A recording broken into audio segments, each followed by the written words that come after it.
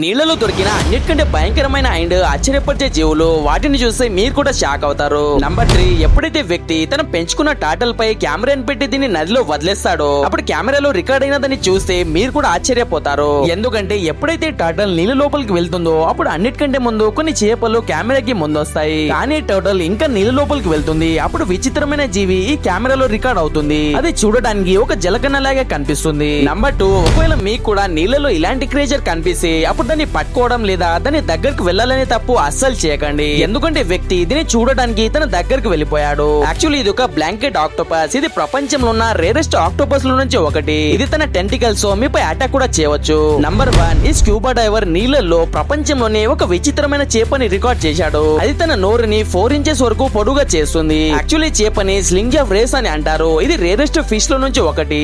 ఇలాంటి విచిత్రమైన చేపని మీరు ఎప్పుడైనా చూశారా? అయితే కామెంట్ లో చెప్పండి.